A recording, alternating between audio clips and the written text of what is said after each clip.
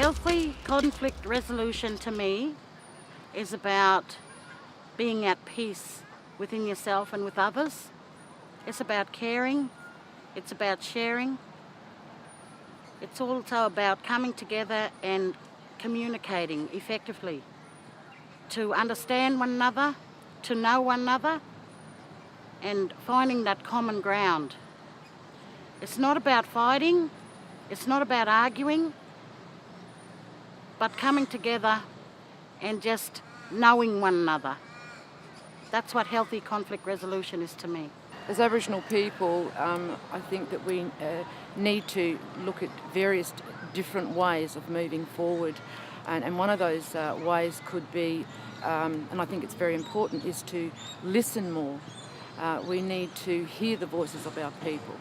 And we need to also respect the opinions of others and to talk through the various differences to bring about positive resolutions to our families, especially our families and our elders. But we also need to look at ways forward around the community, dissolving and any conflict that brings with it disharmony, and we need to come together to unify in a more positive way. To me, really, it's about people come together and talking solutions out, and being more positive towards each other instead of being negative way, and just like talk about things instead of fighting and arguing over it. And like back in the old days, like old people, they used to sit down and like they had a ding against the other days, so just sit down and have a yarn, talk, discuss things out, you know. So just mainly around respect towards respecting each other, and because everyone will like live in the same community, you know. Why argue and fight among each other when we're all in the same community? For me, healthy conflict resolution is about embracing one's differences and embracing each other as human beings. I think we've got lost too much in the negative impacts of life and the negative of society, and it's time for us to embrace each other as one. For that's how our ancestors lived. We are all one and part of this earth, and we need to embrace that and give back to each other. Effective communication will play a vital role in this, and I think us as community members working together and walking along the same journey, we're all going to work towards a better future for our young ones, but a better future for each other. And I think that is the key to success in our communities and the key to building stronger communities. The mind is a powerful thing. It controls our thoughts and the way we feel. Focusing on love and respect and effective communication holds the key to a strong community. We need to be more understanding, show more compassion, love, respect, our caring natures towards each other. We got to talk, act and be positive.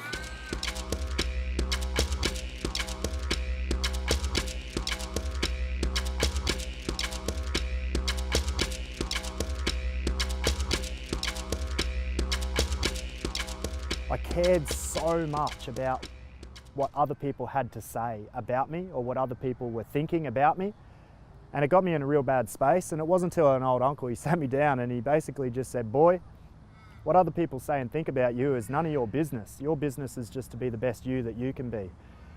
And I think that's really important, that we understand that it doesn't matter how hard we work, it doesn't matter what we do for community, it doesn't matter how good we may feel we are doing our job, there's still always going to be people out there that we can't please. And it's important that we are able to accept that and to acknowledge that it's not our responsibility to please everybody. And at the end of the day, all we can do is be the best that we can be.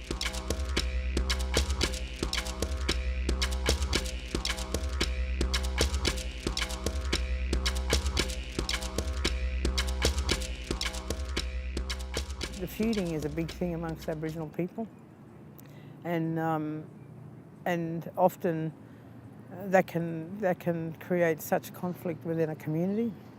In my community, there's always my family and another family always fighting. It was just ridiculous, and you wondered why these fights, and they weren't just little yelling matches in the street. They were actually fist fights and things like that.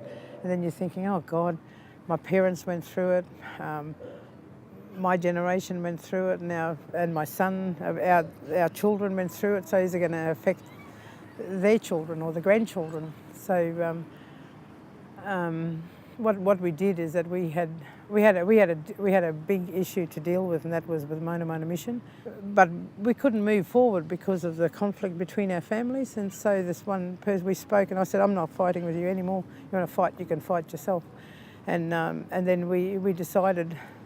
She said, I'm not fighting either. And then we decided to, okay, well, let's see where it all started from. And we sat up till 4 a.m. trying to work out where it started from. The only thing that we could work out was from a boy and girl at the mission. And I mean, what a load of crap that would cause such a lot of heartache and generations down and create, I just can't believe it. Because even my son and nephews fought with her son and nephews, and it was just unbelievable. So anyway, we were able to squash that because of the bigger fight, but you shouldn't have to do that because we were fighting for Mona Mona, and that Mona Mona, we got it back eventually. We actually was given a 30-year lease. And that was the fight of the community, not just me or not just her, but we managed to stop all that fighting between our two families, and we're able to fight for bigger causes.